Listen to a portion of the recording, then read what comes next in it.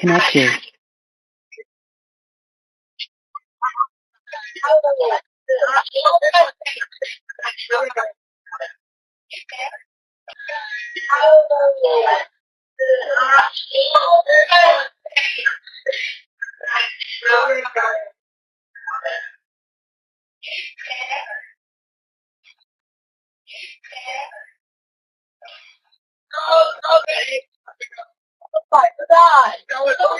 CTO Assistance, Vicky speaking. How can I help you?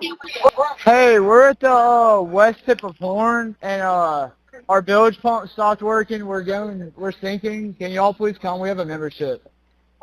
All right, of course. How far is the water coming up, sir? Can you give me a description? Ankles? What'd you say? Hey. Yes. How far is the water coming up, sir? It's coming up. We're just sinking. I don't know. Like we're going down now. All right. Well, let's get you going. Membership number or phone number listed on. He didn't call 911. He didn't contact the Coast Guard. Instead, in the middle of a life or death emergency, he called a private towing company, the kind of service people use for a stalled engine or a dead battery, not when someone's life may be in danger. And that raises one disturbing question. Why? This is true crime evidence. Subscribe and turn on notifications so you don't miss stories like this one.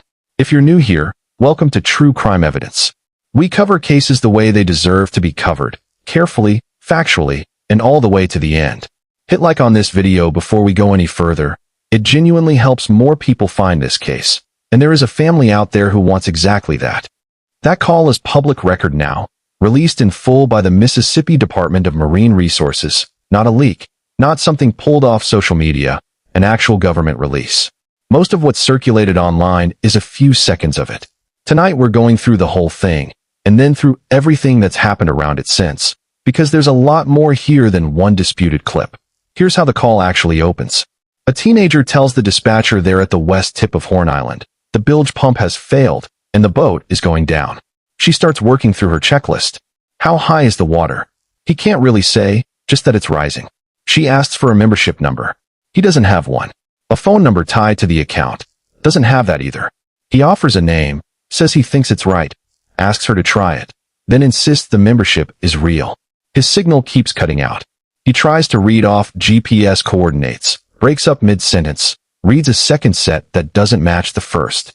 She asks whether they have a VHF radio, the one piece of equipment that would make this whole call easier.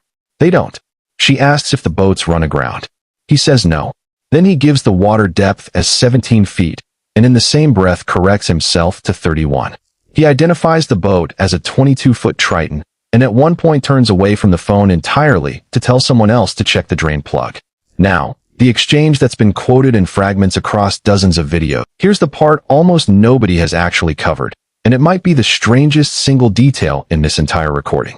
Once the dispatcher has what she needs, she transfers the caller to the local towing captain and, while he's on hold, tells the captain what she's got. Sounds like a group of kids on Horn Island. The caller says his father holds the membership, but can't confirm anything. He's just a kid with a lot going on. She mentions she'd offered the Coast Guard, and it was turned down. The captain says he's already spoken with someone he believes is the boat's owner, the caller's grandfather, and that the grandfather told him they don't need help right now, that they'll call back if anything changes. The captain takes it at face value and figures they must have sorted it out. So, while a teenager is still on hold describing a boat going down with 7 people aboard, an adult on the mainland who wasn't anywhere near that water has already called off the rescue. Nobody has ever publicly explained how that grandfather knew things were fine. There's an ordinary version of this too. Bilge pumps sometimes do catch back up once weight shifts or someone gets a manual pump going. And a scared first call followed by a calmer update minutes later happens on the water more than people realize. But it's still a fair, open question why the person canceling help wasn't anyone who was actually there. Now, the background audio, because this is what most of the internet actually came for, and it deserves to be handled carefully. The original file has real noise under it, multiple voices, engine sound, wind, and at one point the caller turning to tell people behind him to be quiet while he's on the phone.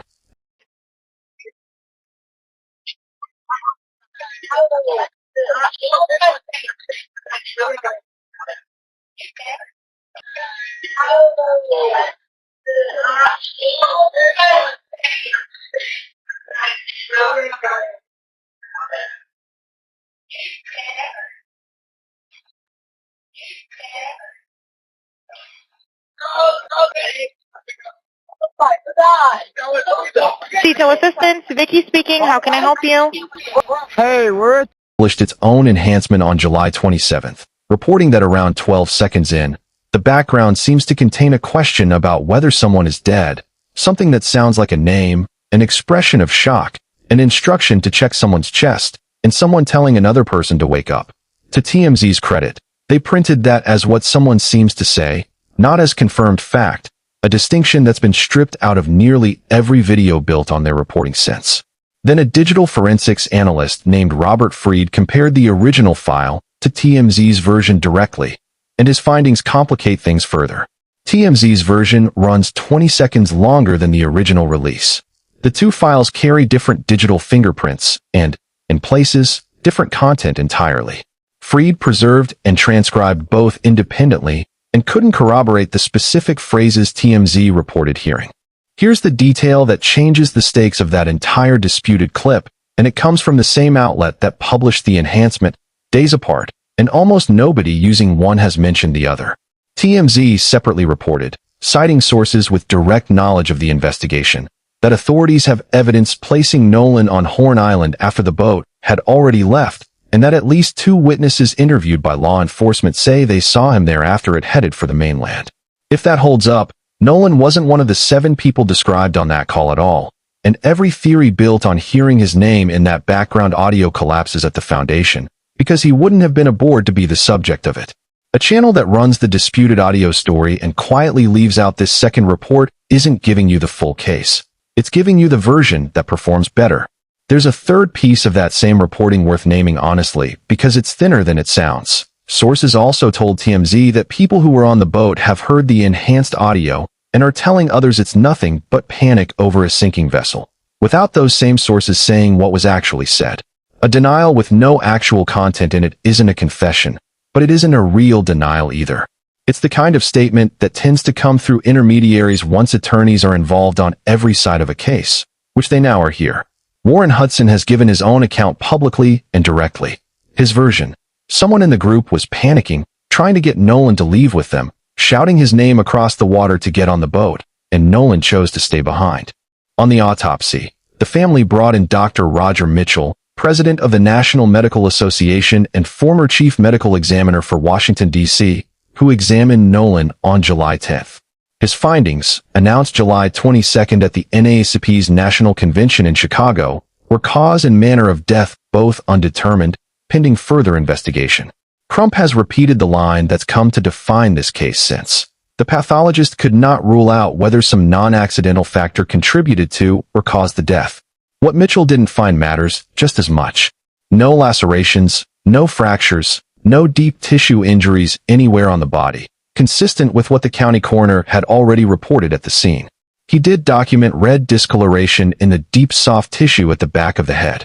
Dr. Kendall Von Crowns, an uninvolved chief medical examiner in Texas, has said that finding could reflect either ordinary decompositional change or blunt force injury to the back of the head and neck, one finding, 2 entirely opposite readings.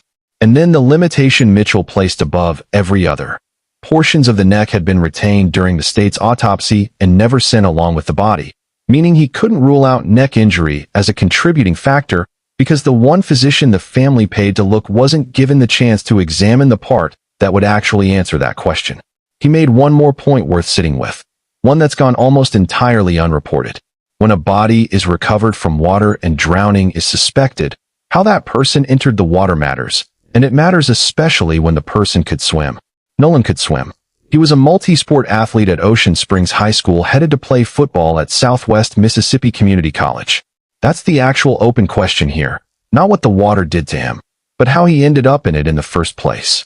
On the investigation itself, Sheriff Ledbetter says his office has interviewed roughly 60 witnesses, including the friends who traveled with Nolan, and that the FBI is assisting, which he's framed as routine given that Horn Island is federal land. Their confirmed assignment is forensic work on the digital evidence collected.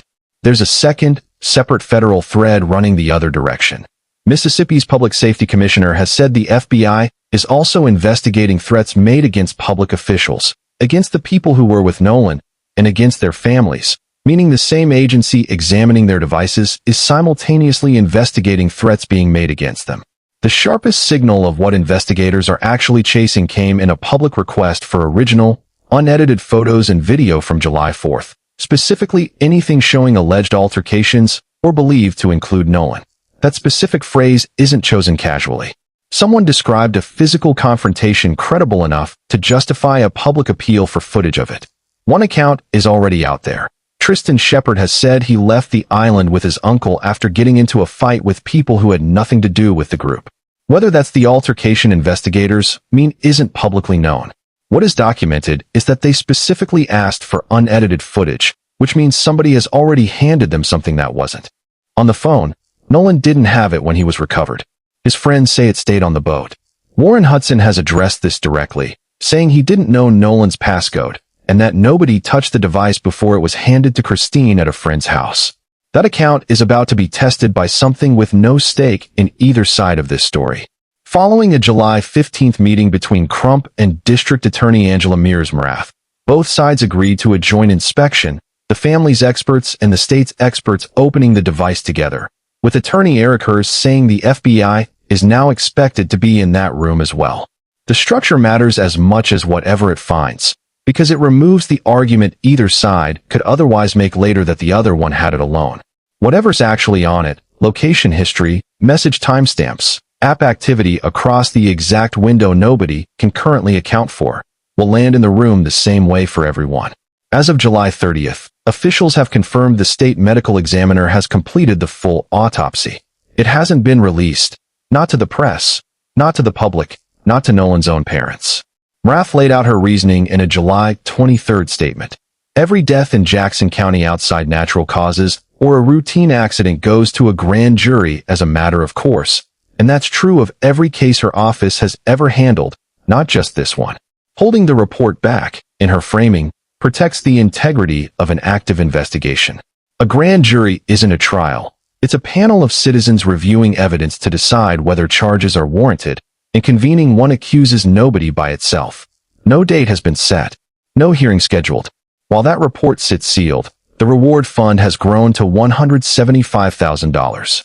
Al Sharpton pledged $50,000 and delivered the eulogy at Centerpoint Church on July 20th, where hundreds attended in sky blue at Christine's request, the color of Nolan's high school team. Tyler Perry matched that pledge and covered the funeral costs. Terrell Owens added $25,000 and was there in person. Spike Lee attended as well. Kaepernick's organization funded the independent autopsy. And here's a detail worth sitting with directly. Dr. Benjamin Hudson, Warren's own father, has offered to match Sharpton's $50,000 himself.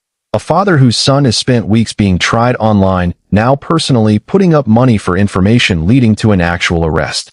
Nobody has been arrested. Nobody has been charged. No agency has stated that a crime occurred. Several of the young people being named and targeted online are 18 years old, living under real threats over accusations no investigator has actually made. What isn't in dispute is smaller than any theory built around it. An 18-year-old went to an island on the 4th of July with people he'd known since middle school. Around 4 that afternoon, a call went out from a sinking boat, and a teenager told a dispatcher everyone was fine, then admitted he didn't actually know. 2 days later, a park ranger found Nolan Wells in the water off the island's northwestern tip. His mother has asked one question since the first week of July, and it has never once been a question about blame. She wants to know how her son died. That answer already exists, typed, signed, and sealed somewhere in Mississippi. The room where it finally gets read out loud hasn't been called to order yet. This case is not closed. When that report is unsealed, we'll go through it line by line. Subscribe to True Crime Evidence so you're here when it happens.